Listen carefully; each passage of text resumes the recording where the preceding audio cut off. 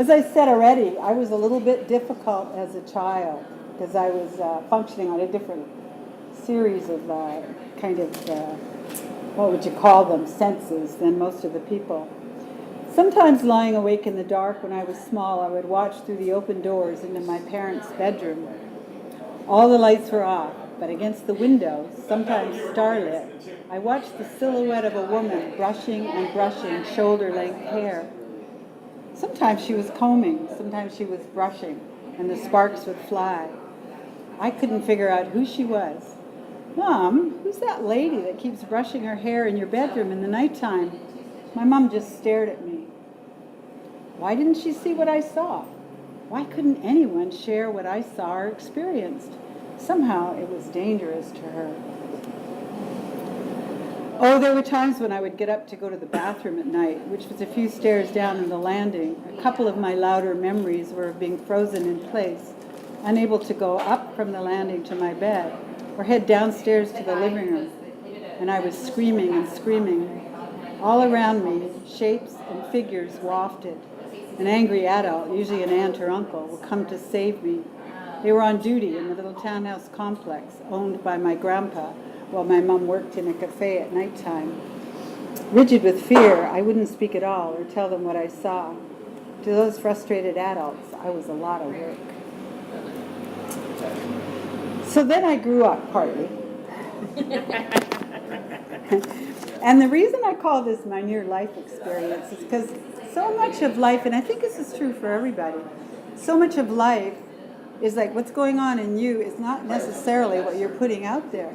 But also you don't get any feedback, do you, for what's real? I shouldn't say you don't get any feedback, but I guess the feedback is when you hit yourself inside. So most of the stories I've chosen are talking about that. As I grew up and I stayed at home while I went to university, which was really difficult, and I made it through to third year university, and then at the end of that I got to do teaching. So I took a job out of Vancouver. Mother said I wasn't allowed to leave home till I was 21, so I took a job out of town. That worked. And that fall, in one of the most spectacular settings in the universe, I moved into my own tiny teacherage studio for $36 a month to teach first grade. For people who know anything about British Columbia and Whistler, Squamish is a little town right by Whistler, right? And it was tiddly little at the time. There was no Whistler, right?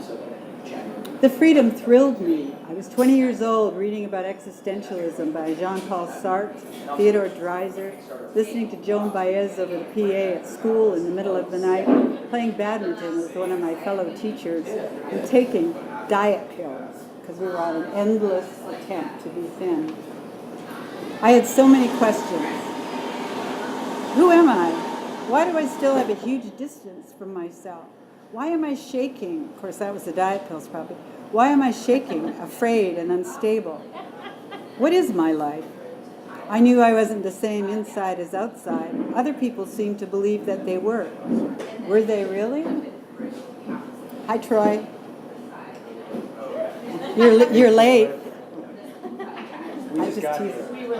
I got a note from my mom. One for us too.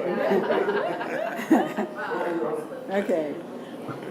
Other people seem to believe that they were who they were. Are they really? And always, who and where is God? That's been my big question. My questions were distorted by the diet pills I quickly learned.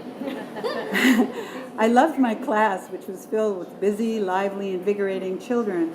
But I was feverishly straddling realities, my inside observer, knowing I was as old as life itself. And I still am, so there. I was old as life itself. I've just forgotten my place here. But the outside of me was thrashing wildly, trying to keep focused on the demands of the world, my budget, my car, my family's judgments that had primed my inner self to take over for them, to pick at myself incessantly in their absence. And God, the great accountant in the sky. Also, there were hormones, pesky little critters that incite attractions and passions. There was so much to deal with. So that was the beginning of my teaching. My teaching career was short. The reason for that is I think I'm a kind of an adventurer. Creative type.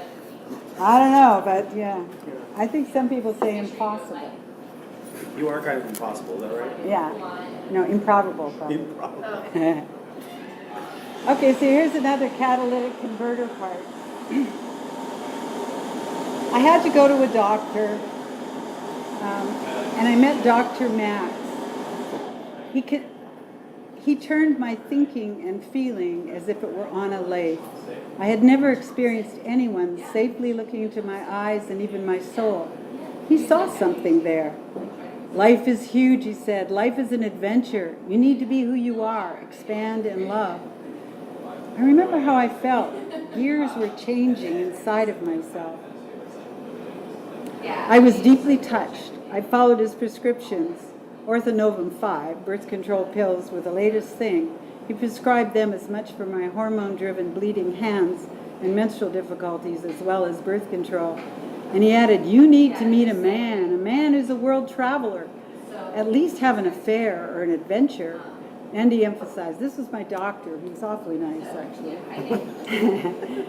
And he emphasized, read, wonderful books like George Bernard Shaw's Man and Superman. So I have this quote from Man and Superman, which I really love.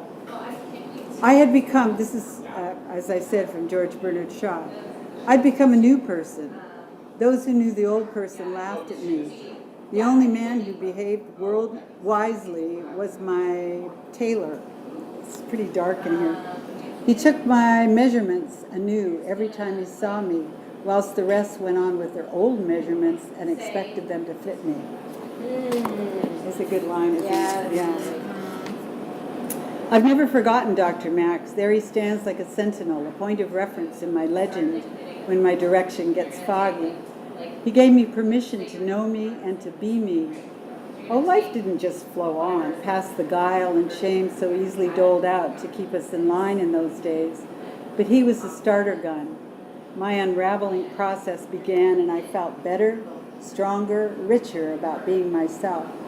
I remember him often, even 50 years later, as a beacon. I hadn't yet learned to manage or even honor my gift of seeing other people into other people, nor had I learned about the miracles of subtle energy, but he showed me something I constantly use today. After finally dropping my shields of defense, most of the time anyway, the art of really looking at people and knowing that we can often be healed or partially awakened by simply having been seen and known for who we are. Rarely spoken, this is an amazing truth that taps innate love. His focus and words ladled out empowerment while helping me catch a glimpse of the true value of being me. I looked him up. His name was really, and I looked him up, I don't think he's alive anymore because I couldn't find him anywhere, but his name was really Sam Slade. Isn't that a great name for a doctor? We all loved him a lot.